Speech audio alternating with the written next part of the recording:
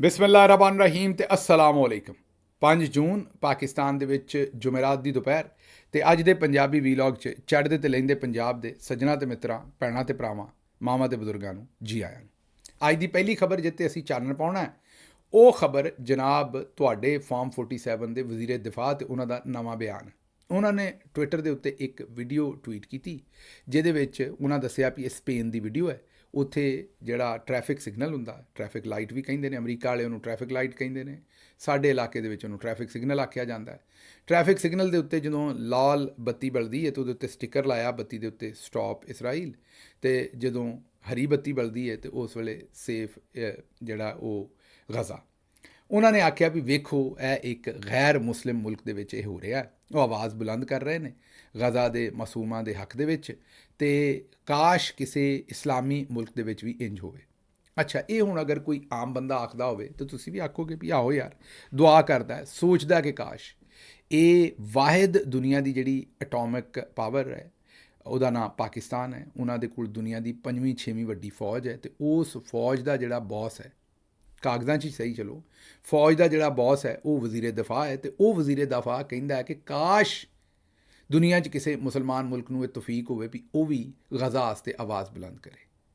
ਹੁਣ ਇਹਦੇ 'ਤੇ ਮੈਂ ਦੱਸੋ ਤਜਜ਼ੀਆ ਕਰਾਂ ਜਾਂ ਮੈਂ ਲਾਨਤ ਭੇਜਾਂ ਇਸ ਸੋਚ ਦੇ ਉੱਤੇ ਕਿ ਇਹ ਮੈਨੂੰ ਦੱਸੋ ਕਿ ਕਾਸ਼ ਤੁਸੀਂ ਵੀ ਕਾਸ਼ ਹੀ ਆਖਣਾ ਤੇ ਫਿਰ ਇਹ ਬਸ਼ਾਰਤ ਮੁਸੱਲੀ ਦੇ ਸਪੁਰਦ ਕਰ ਦਿਓ ਸਾਰੀ ਗੱਲ, ਉਹਦਾ ਹੀ ਕਸੂਰ ਹੈ ਫਿਰ। ਬਲਕਿ ਮੈਂ ਆਨਾ ਵੀ ਉਹਨੂੰ ਚੁੱਕ ਕੇ ਜੇਲ੍ਹ 'ਚ ਦੇ ਦਿਓ, ਉਸੇ ਜੇਲ੍ਹ 'ਚ ਦਿਓ ਜਿੱਥੇ ਸੈਨੇਟਰ ਮੁਸ਼ਤਾਕ ਸਾਹਿਬ ਨੂੰ ਤੁਸੀਂ ਦਿੱਤਾ ਹੈ। ਜੀ ਹਾਂ, ਸੈਨੇਟਰ ਮੁਸ਼ਤਾਕ ਔਰ ਉਹਨਾਂ ਦੀ ਅਹਿਲੀਆ ਨੂੰ ਇਸ ਵੇਲੇ ਅਡਿਆਲਾ ਜੇਲ੍ਹ 'ਚ ਕੈਦ ਕੀਤਾ ਹੋਇਆ ਹੈ।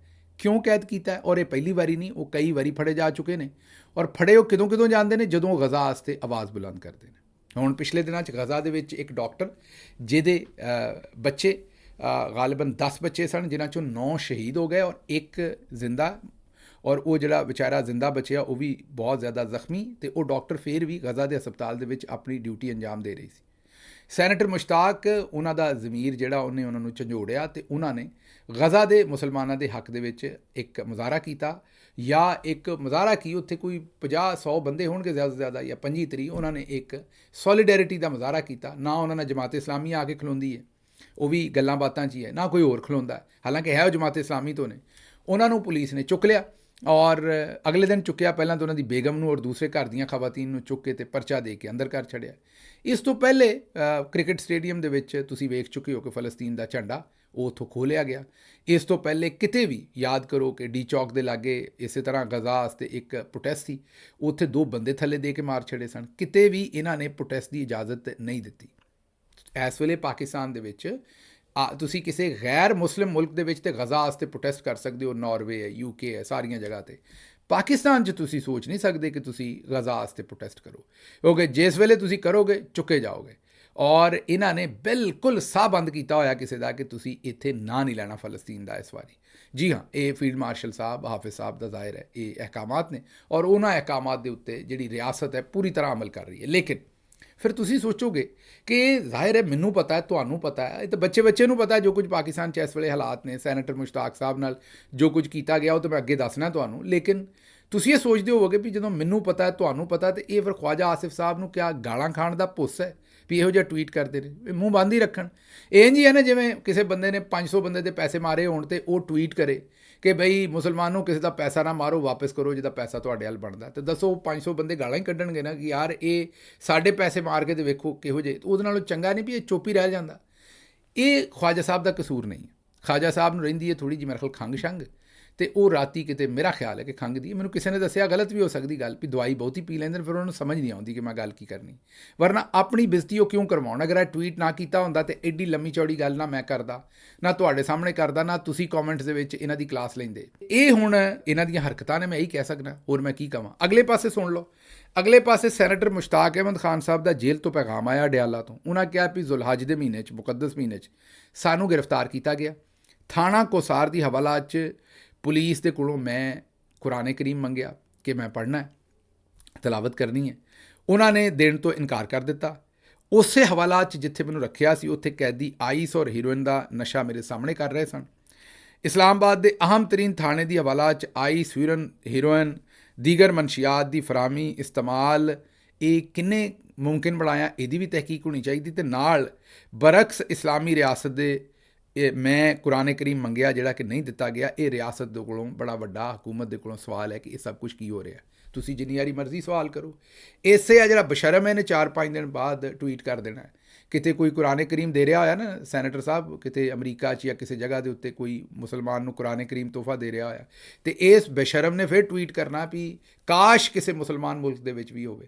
ਲੇਕਿਨ ਜੋ ਇਹ ਆਪ ਕਰ ਰਹੇ ਨੇ, ਜੋ ਇਹਨਾਂ ਦੇ ਆਪਣੇ ਨੱਕ ਦੇ ਥੱਲੇ ਹੋ ਰਿਹਾ, ਜੋ ਗੰਦ ਇਹਨਾਂ ਨੇ ਆਪ ਪਾਇਆ, ਜਿੱਡੇ ਇਹ ਬੇਸ਼ਰਮ ਲੋਕ ਨੇ, ਉਹ ਇਹਨਾਂ ਨੂੰ ਨਜ਼ਰ ਨਹੀਂ ਆਉਣਾ।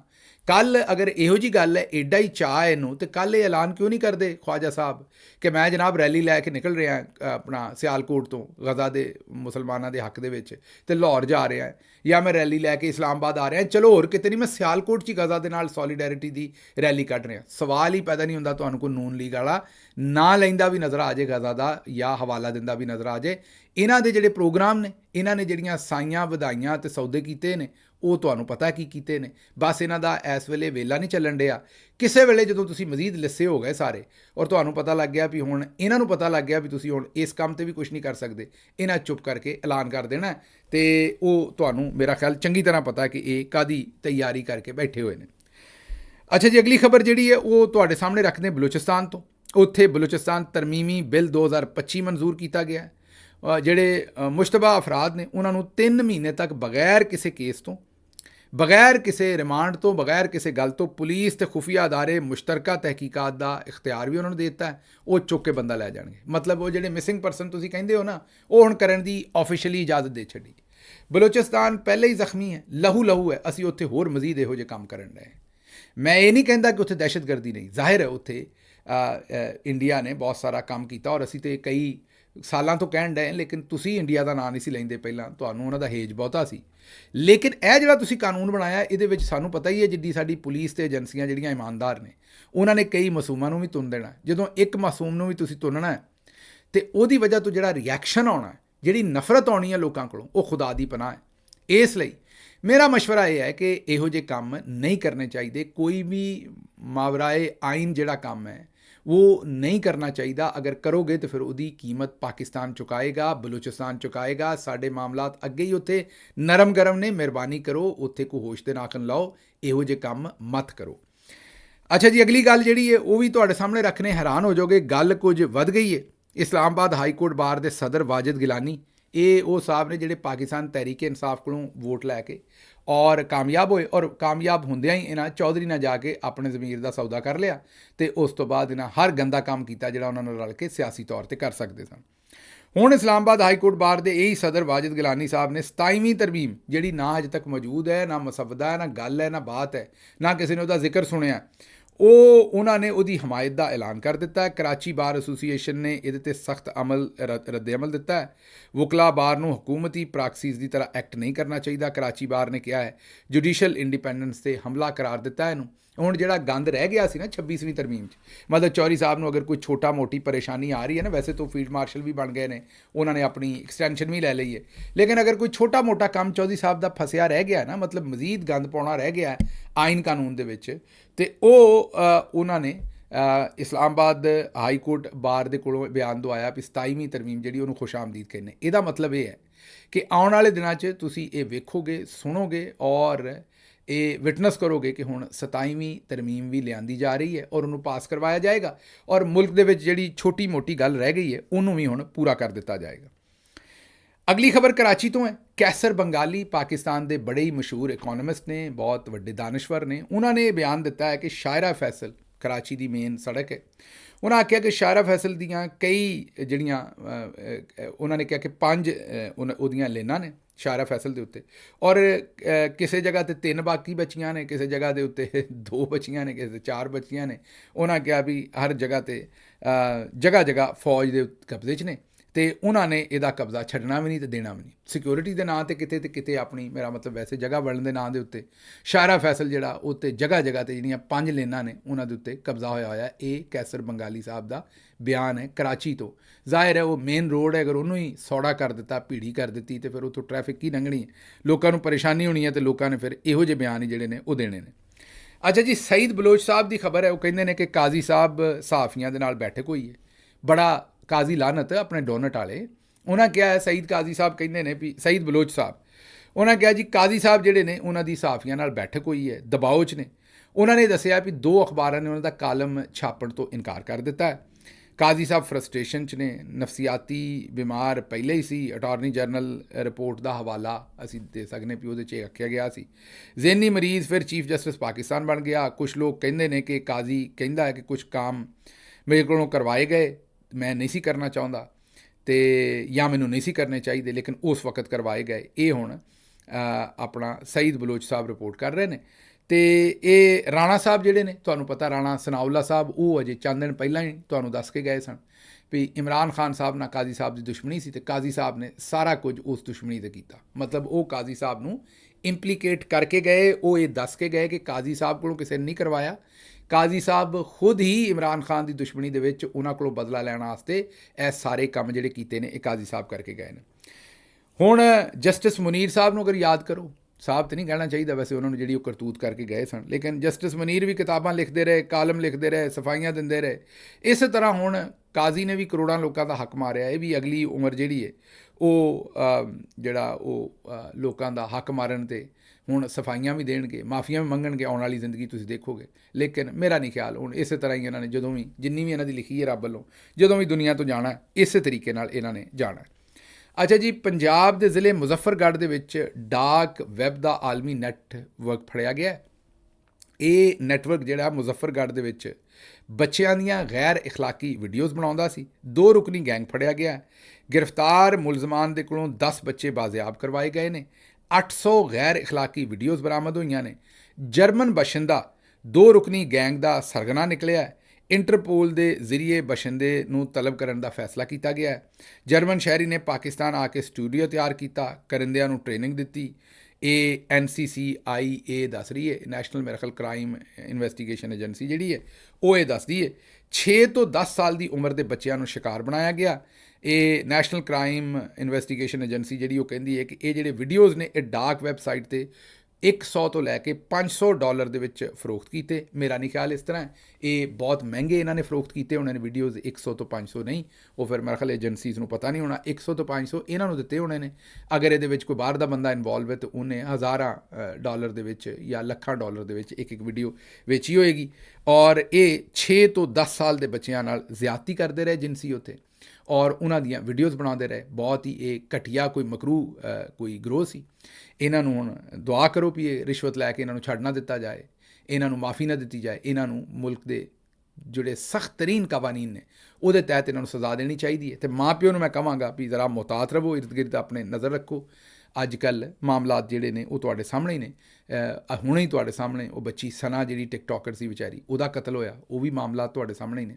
ਅਤੇ ਅੱਜ ਕੱਲ੍ਹ ਸਾਰੀ ਦੁਨੀਆ ਹੀ ਭੇੜੀਆ ਹੋਈ ਫਿਰਦੀ ਹੈ। ਆਪਣੇ ਬੱਚਿਆਂ ਦੀ ਹਿਫਾਜ਼ਤ ਤੁਹਾਨੂੰ ਆਪ ਹੀ ਕਰਨੀ ਪੈਣੀ ਹੈ।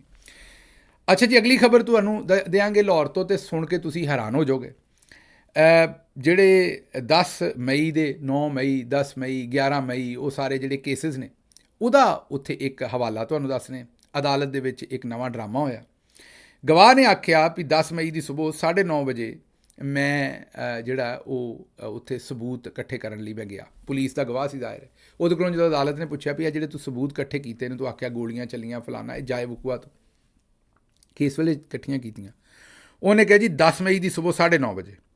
ਅਤੇ ਵਕੀਲ ਨੇ FIR ਦੀ ਕਾਪੀ ਪੜ੍ਹ ਕੇ ਦੱਸਿਆ ਵੀ 10 ਮਈ ਦੀ ਰਾਤ 3:20 'ਤੇ FIR ਕੱਟੀ ਗਈ ਹੈ। ਅਤੇ ਉਸ ਤੋਂ 18 ਘੰਟੇ ਪਹਿਲਾਂ 3 ਵਜੇ ਕੇ ਮਤਲਬ ਜਿਹੜੀ ਸੁਬਹ ਦੇ 3 ਹੁੰਦੇ ਨੇ। 10 ਮਈ ਦੀ ਰਾਤ ਨੂੰ 3 ਵਜੇ ਉਹ ਕੱਟੇ ਗਏ ਨੇ। ਆਪਣਾ ਜਿਹੜੀ 11 ਮਈ ਬਣ ਗਈ ਤਕਰੀਬਨ ਉਸ ਹਿਸਾਬ ਨਾਲ, ਅਤੇ ਉਹ ਪਿੱਛੇ 10 ਮਈ ਵਾਲੇ ਦਿਨ ਹੀ 18 ਘੰਟੇ ਪਹਿਲਾਂ ਹੀ FIR ਤੋਂ ਵੀ ਪਹਿਲਾਂ ਹੀ ਸਬੂਤ ਲੱਭਦਾ ਫਿਰਦਾ ਸੀ। ਇਹ ਜਿਸ ਵੇਲੇ ਝੂਠ ਮਾਰਿਆ ਹੋਵੇ ਤਾਂ ਬੰਦਾ ਇੰਝ ਹੀ ਫੜਿਆ ਜਾਂਦਾ, ਕਿਉਂਕਿ ਇਹਨਾਂ ਨੇ ਇਹ ਜਿਹੜੀ 11 ਮਈ ਹੈ ਆਪਣਾ 9 ਮਈ ਔਰ ਸਾਰਾ ਕੁਝ ਆਪ ਹੀ ਬਣਾਇਆ ਸੀ। ਹੁਣ ਉਹ ਜਿਹੜੇ ਮੁਕੱਦਮੇ ਬਣਾਏ ਨੇ ਉੱਥੇ ਥਾਂ ਥਾਂ 'ਤੇ ਫੜੇ ਜਾਂਦੇ ਨੇ, ਬੇਇੱਜ਼ਤੀ ਹੁੰਦੀ ਹੈ। ਗਵਾਹ ਕੋਈ ਹੋਰ ਗੱਲ ਕਰਦੇ ਨੇ, ਮੁਕੱਦਮਾ ਕਿਸੇ ਹੋਰ ਵੇਲੇ ਦਰਜ ਕੀਤਾ, ਅੱਗੋਂ ਬੰਦੇ ਕਿਸੇ ਹੋਰ ਵੇਲੇ ਫੜੇ ਜਾਂਦੇ ਨੇ। ਇਹਦੇ ਉੱਤੇ ਮੈਂ ਕੀ ਕਹਿ ਸਕਦਾ? ਇਹਨਾਂ ਨੂੰ ਇਹ ਕਹਿ ਸਕਦਾ ਵੀ ਇਹਨਾਂ ਨੂੰ ਕੋਈ ਥੋੜ੍ਹੀ ਜਿਹੀ ਅਕਲ ਹੋਣੀ ਚਾਹੀਦੀ ਹੈ, ਲੇਕਿਨ ਹੈ ਇਹਨਾਂ ਨੂੰ ਕੋਈ ਨਹੀਂ, ਨਾ ਇਹਨਾਂ ਨੇ ਕਰਨੀ ਹੈ। ਅੱਛਾ ਜੀ, ਸਿੰਧ ਦੇ ਵਿੱਚ ਲੂਟ ਸੇਲ ਲੱਗ ਗਈ ਹੈ। ਹਾਂਜੀ, ਤੁਸੀਂ ਲੂਟ ਸੇਲ ਤੇ ਸੁਣੀ ਹੋਏਗੀ, ਇੱਕ ਨਾ ਇੱਕ ਫ੍ਰੀ, ਜਾਂ ਖਰੀਦੋ ਤੇ 25% ਡਿਸਕਾਊਂਟ, 50% ਡਿਸਕਾਊਂਟ। ਬਿਲਾਵਲ ਜ਼ਰਦਾਰੀ ਦੇ ਸਿੰਧ ਦੇ ਵਿੱਚ ਇੱਕ ਨਵਾਂ ਡਿਸਕਾਊਂਟ ਲੱਗਾ ਹੈ। ਉਹ ਹੈ ਜੀ, ਜੇਲ੍ਹ ਤੋਂ ਭੱਜੇ ਹੋਏ ਕੈਦੀਆਂ ਨੂੰ ਹੁਣ ਮਹਿਦੂਦ ਮੁੱਦਤ ਵਾਸਤੇ ਆਫਰ ਦਿੱਤੀ ਹੈ ਸਿੰਧ ਵਾਲਿਆਂ ਨੇ। ਉਹਨਾਂ ਨੇ ਕਿਹਾ ਵੀ ਜੇ ਜਿਹੜੇ ਭੱਜੇ ਨੇ ਆਪੇ ਹੀ ਵਾਪਸ ਆ ਜਾਓ ਤਾਂ ਤੁਹਾਡੀ ਕੈਦ ਦੇ ਵਿੱਚ ਘਾਟਾ ਕਰ ਦਿਆਂਗੇ। ਮਾਸ਼ਾਅੱਲਾ ਮਾਸ਼ਾਅੱਲਾ ਮਾਸ਼ਾਅੱਲਾ ਮਾਸ਼ਾਅੱਲਾ। ਕਿਤੇ ਇੱਕ ਨਾ ਇੱਕ ਫ੍ਰੀ ਨਾ ਕਰ ਦਿਓ। ਮੇਰਾ ਖਿਆਲ ਹੈ ਵੀ ਇੱਕ ਕੈਦੀ ਦੇ ਜਾਓ ਤੇ ਦੋ ਲੈ ਜਾਓ, ਇਹੋ ਜਿਹੀ ਨਾ ਆਫਰ ਦੇ ਦਿਓ ਕਿਤੇ। ਕਰਾਚੀ ਦੇ ਵਿੱਚ ਇਹ ਦੱਸ ਦਈਏ ਕਿ ਕੋਈ ਜ਼ਲਜ਼ਲੇ ਸ਼ਲਜ਼ਲੇ ਨਾਲ, ਮੇਰਾ ਤਾਂ ਨਹੀਂ ਖਿਆਲ ਕੋਈ ਜ਼ਲਜ਼ਲਾ ਆਇਆ ਇਹਨਾਂ ਕੋਲ, ਇਹਨਾਂ ਆਪੇ ਹੀ ਕੋਈ ਪੈਸੇ ਪੂਸੇ ਲੈ ਕੇ ਮੈਨੂੰ ਲੱਗਦਾ ਭਜਾਏ ਨੇ ਬੰਦੇ। ਲੇਕਿਨ ਆਂਦੇ ਨੇ ਵੀ ਜ਼ਲਜ਼ਲੇ ਨਾਲ ਦੀਵਾਰਾਂ ਪਾਟੀਆਂ ਤੇ ਉਹਨਾਂ ਦੇ ਵਿੱਚੋਂ ਦੀ ਕੈਦੀ ਭੱਜ ਗਏ। ਕੋਈ 216 ਕਿ 214 ਕੈਦੀ ਭੱਜ ਗਏ, ਉਹਦੇ ਚੋਂ 80 ਗ੍ਰਿਫਤਾਰ ਕਰ ਲਏ। ਬਾਕੀ ਕੋਈ 125 150 ਕੈਦੀ ਜਿਹੜਾ ਉਹ ਹਜੇ ਵੀ ਐਟ ਲਾਰਜ ਹੈ, ਉਹ ਹੁਣ ਇਹਨਾਂ ਕੋਲ ਫੜਿਆ ਨਹੀਂ ਜਾਂਦਾ ਤੇ ਉਹਦੇ ਆਸਤੇ ਆਫਰਸ ਦਿੰਦੇ ਫਿਰਦੇ ਨੇ। ਉਹਦੇ ਆਸਤੇ ਸਾਰਿਆਂ ਨੂੰ ਆਂਦੇ ਨੇ ਵੀ ਆ ਜਾਓ, ਵਾਪਸ ਆ ਜਾਓ ਤੇ ਅਸੀਂ ਤੁਹਾਡੀ ਕੈਦ ਜਿਹੜੀ ਘੱਟ ਕਰ ਦਿਆਂਗੇ। ਜਦੋਂ ਰਿਆਸਤ ਜਿਹੜੀ ਇਹੋ ਜਿਹੀ ਆਫਰਸ ਦੇਵੇ ਤੇ ਉਸ ਤੋਂ ਬਾਅਦ ਤੁਸੀਂ ਆਪ ਹੀ ਸੋਚ ਲਓ ਵੀ ਉਸ ਰਿਆਸਤ ਦਾ ਹਾਲ ਕੀ ਹੋਣਾ ਤੇ ਦੂਸਰਿਆਂ ਦਾ ਹਾਲ ਕੀ ਹੋਣਾ। ਤੁਹਾਡੇ ਸਾਹਮਣੇ ਇੱਕ ਜਲਦੀ ਨਾਲ ਇੰਡੀਆ ਤੋਂ ਖਬਰ ਰੱਖ ਦਈਏ, ਉਹ ਵੀ ਬੜੀ ਜ਼ਰੂਰੀ ਹੈ। ਇੰਡੀਆ ਦੇ ਵਿੱਚ ਖਬਰ ਇਹ ਹੈ ਕਿ ਇੰਡੀਆ ਨੇ ਉੱਥੇ ਵੀ ਮਾਮਲਾਤ ਇਹੋ ਜਿਹੇ ਕਰ ਦਿੱਤੇ ਨੇ ਕਿ ਉਹਨਾਂ ਨੇ ਹੁਣ ਹਰ ਉਹ ਬੰਦਾ ਜਿਹੜਾ ਕਦੀ ਪਾਕਿਸਤਾਨ ਆਇਆ ਉਹਨੂੰ ਫੜੀ ਜਾ ਰਹੇ ਨੇ ਜਸੂਸ ਕਰਕੇ। ਭਾਰਤੀ ਸਿੱਖ ਇੱਕ ਵਾਰੀ ਫਿਰ ਮੋਦੀ ਦੀ ਨਿਸ਼ਾਨੇ 'ਤੇ ਨੇ। ਮਾਰੂਫ ਯੂਟਿਊਬਰ ਜਸਬੀਰ ਸਿੰਘ, ਉਹਨੂੰ ਗ੍ਰਿਫਤਾਰ ਕੀਤਾ ਮੋਦੀ ਸਰਕਾਰ ਨੇ। ਜਸਬੀਰ ਸਿੰਘ ਤੇ ਪਾਕਿਸਤਾਨੀ ਜਸੂਸੀ ਦਾ ਇਲਜ਼ਾਮ ਹੈ। ਜਿਹੜਾ ਜਸਬੀਰ ਸਿੰਘ, ਇਹਨਾਂ ਦਾ ਤਾਲੁਕ ਪਾਕਿਸਤਾਨੀ ਨੈਟਵਰਕ ਨਾਲ ਸੀ। ਇਹ DGP ਪੰਜਾਬ ਜਿਹੜਾ ਯਾਦਵ ਸਾਹਿਬ ਨੇ ਉਹਨਾਂ ਨੇ ਬਿਆਨ ਦਿੱਤਾ। ਜਸਬੀਰ ਸਿੰਘ, ਜੋਤੀ ਮਲਹੋਤਰਾ ਔਰ ਸ਼ਾਕਰ ਉਰਫ ਜੱਟ, ਇਹਨਾਂ ਦੇ ਰਾਬਤੇ ਜਿਹੜੇ ਸਨ ਉਹ ਪਾਕਿਸਤਾਨ ਦੇ ਵਿੱਚ ਸਨ, ਇਹ ਭਾਰਤੀ ਪੁਲਿਸ ਕਹਿ ਰਹੀ ਹੈ। ਜਸਬੀਰ ਸਿੰਘ ਨੇ 2020, 2021 ਤੇ 2024 'ਚ ਪਾਕਿਸਤਾਨ ਦੇ ਦੌਰੇ ਕੀਤੇ। ਹੁਣ ਜਿਹੜਾ ਵੀ ਗਰੀਬ ਪਾਕਿਸਤਾਨ ਦੀ ਸੈਰ ਕਰਨ ਆਇਆ ਉਹ ਨਗ ਪੂਰੇ ਕਰਨ ਡਏ ਨੇ ਬਸ ਦੁਨੀਆ ਨੂੰ ਦੱਸਣ ਵਾਸਤੇ। ਉਹ ਵਿਚਾਰੀ ਉਹ ਇੱਕ ਕੁੜੀ ਜੋਤੀ ਮਲਹੋਤਰਾ, ਜਿਹਨੂੰ ਜੋਤੀ ਜਸੂਸ ਕਹਿੰਦੇ ਨੇ, ਉਹ ਪਹਿਲਾਂ ਫੜੀ ਹੈ ਤੇ ਉਹਦੇ ਅਜੇ ਤੱਕ ਕੋਈ ਸਬੂਤ ਤੇ ਖਾਸ ਦੇ ਨਹੀਂ ਸਕੇ। ਬਸ ਆਂਦੇ ਨੇ ਕਿ ਮੋਬਾਈਲ 'ਤੇ ਇਹਨੇ ਗੱਲਾਂ ਕੀਤੀਆਂ ਨੇ ਪਾਕਿਸਤਾਨ ਗਈ ਤੇ ਉੱਥੇ ਸਿਕਿਉਰਿਟੀ ਲੱਭੀ। ਉਹ ਤਾਂ ਅਸੀਂ ਵੀ ਇੰਡੀਆ ਜਾਂਦੇ ਸਾਂ ਪਾਕਿਸਤਾਨ ਦੇ ਵਿੱਚੋਂ, ਕੋਈ ਵੀ ਜਦੋਂ ਮੈਂ ਪੜ੍ਹਾਉਂਦਾ ਸਾਂ, ਬੜੇ ਕੋਈ 20 ਵਰ੍ਹੇ ਪਹਿਲਾਂ ਦੀ ਗੱਲ ਮੈਂ ਕਰ ਰਿਹਾ ਪਾਕਿਸਤਾਨ, ਤੇ ਅਸੀਂ ਇੰਡੀਆ ਗਏ ਤਾਂ ਸਾਨੂੰ ਵੀ ਸਿਕਿਉਰਿਟੀ ਦਿੱਤੀ ਸੀ ਉੱਥੇ। ਤੇ ਇਹ ਮੈਨੂੰ ਇਹ ਦੱਸੋ ਕਿ ਇਹ ਜਿਹੜੀ ਇੱਕ ਨਵੀਂ ਗੱਲ ਹੈ ਕਿ ਇਹ ਇੰਡੀਆ ਦੇ ਵਿੱਚ ਸ਼ੁਰੂ ਹੋਇਆ ਕਿ ਜਿਹੜਾ ਵੀ ਕਦੀ ਪਾਕਿਸਤਾਨ ਗਿਆ ਹੈ ਉਹਨੂੰ ਇਹਨਾਂ ਨੇ ਫੜ ਕੇ ਤੇ ਉਹਦੀ ਜਿਹੜੀ ਜਸੂਸੀ ਦੇ ਪਰਚਿਆਂ ਦੇ ਵਿੱਚ ਉਹਨਾਂ ਨੂੰ ਅੰਦਰ ਦੇਈ ਜਾ ਰਹੇ ਨੇ। ਇਹ ਮੈਨੂੰ ਲੱਗਦਾ ਵੀ ਜਿਵੇਂ ਸਾਡੇ ਇੱਥੇ ਦਹਿਸ਼ਤਗਰਦੀ ਦੇ ਪਰਚੇ ਆਮ ਹੀ ਫਿੱਟ ਕਰੀ ਜਾ ਰਹੇ ਨਾ ਸਾਰਿਆਂ 'ਤੇ, ਇੰਡੀਆ ਵਾਲਿਆਂ ਨੇ ਵੀ ਉਹੀ ਕੰਮ ਕੀਤਾ ਦੁਨੀਆ ਨੂੰ ਦਿਖਾਉਣ ਵਾਸਤੇ ਵੀ ਬੜਾ ਕਿੱਡਾ ਜ਼ੁਲਮ ਸਾਡੇ 'ਤੇ ਹੋ ਰਿਹਾ। ਹਰ ਦੂਜਾ ਬੰਦਾ ਜਿਹੜਾ ਕਦੀ ਵਿਚਾਰਾ ਪਾਕਿਸਤਾਨ ਗਿਆ ਉਹਨਾਂ ਨੂੰ ਫੜ ਕੇ ਅੰਦਰ ਦੇਈ ਜਾ ਰਹੇ ਨੇ ਤੇ ਉਹਨਾਂ ਨੂੰ ਜਸੂਸ ਆਖੀ ਜਾ ਰਹੇ ਨੇ। ਮੈਨੂੰ ਇੱਥੋਂ ਦਿਓ ਹੁਣ ਇਜਾਜ਼ਤ ਤੇ ਰੱਬ ਰੱਖ।